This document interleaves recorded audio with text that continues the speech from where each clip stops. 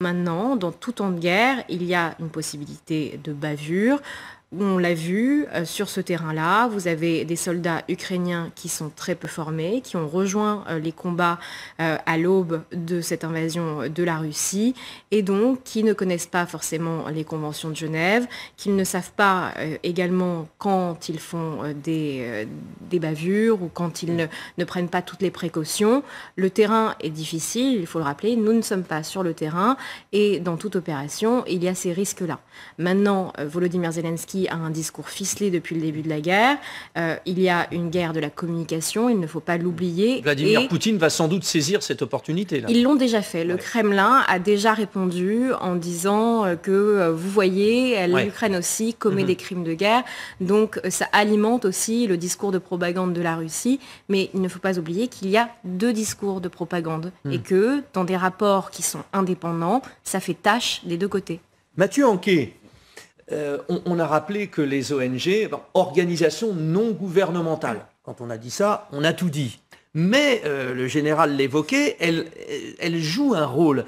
Est-ce que dans la diplomatie internationale, elles sont considérées comme pouvant influencer la balance ? De toute façon, ce sont des acteurs qui ont une influence propre et un jeu propre dans les relations internationales. On n'est plus justement dans des relations internationales. Il n'y a plus que les nations. Ça, c'était pour le traité de Westphalie ou au lendemain de la Seconde Guerre mondiale et encore, parce qu'il y avait déjà la Croix-Rouge, etc.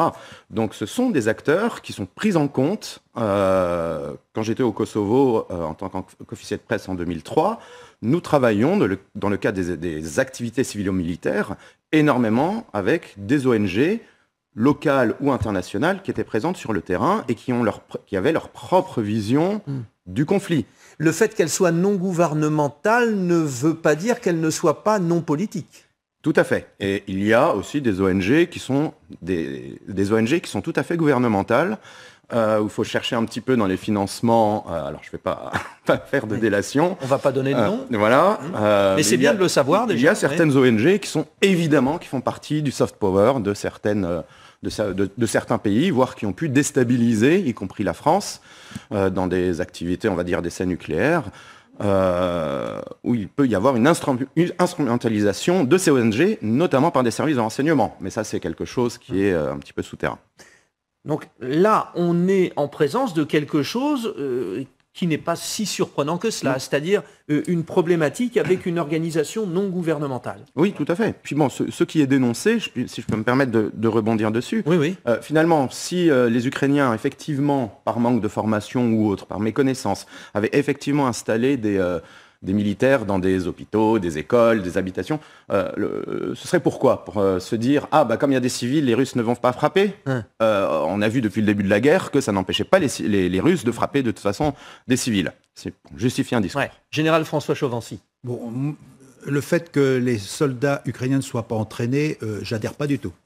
Vous avez des combattants qui ont rejoint l'armée ukrainienne et qui ne sont pas entraînés. Non, mais qu'il y ait des combattants non entraînés, ils n'y vont pas sans encadrement. L'encadrement est formé. Moi, j'étais en stage avec des généraux ukrainiens et des colonels ukrainiens il y a déjà 15 ans. Donc, la formation, et par le CICR.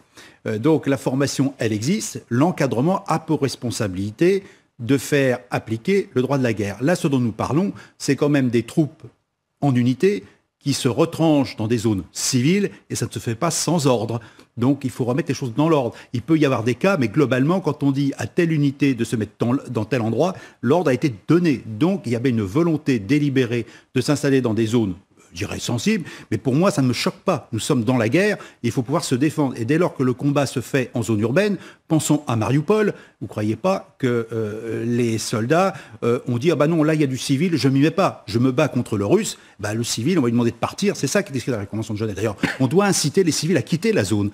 C'est d'ailleurs, je pense d'ailleurs à Zelensky de la semaine dernière, je me suis posé la question justement suite à ce rapport, est-ce que le président Zelensky, sachant que ce rapport allait sortir, n'a pas commencé à mettre un contre-feu en disant « Dans le Donetsk, la population civile doit quitter la zone des combats », ce qu'il n'a jamais dit, puisqu'avant la volonté était le contraire, il fallait que les civils restent sur place. Donc effectivement, il y a quand même une certaine contradiction qu'il faut bien reconnaître. Bien, passons. Alors, oui, j'entends. D'accord. Petite dissension entre vous deux, mais bon, j'y vois la possibilité de trouver quand même un terrain d'entente. C'est-à-dire qu'effectivement, sur la machine de guerre ukrainienne, elle répond à des ordres. Oui. Ce qui n'empêche pas, et c'est ce qu'a voulu rappeler Margot Haddad, parce que le contexte est tellement particulier, et d'ailleurs des deux côtés, il y a eu des jeunes militaires russes qui ont été auteurs d'exactions horribles. Peut-être n'étaient-ce pas des ordres, mais des débordements.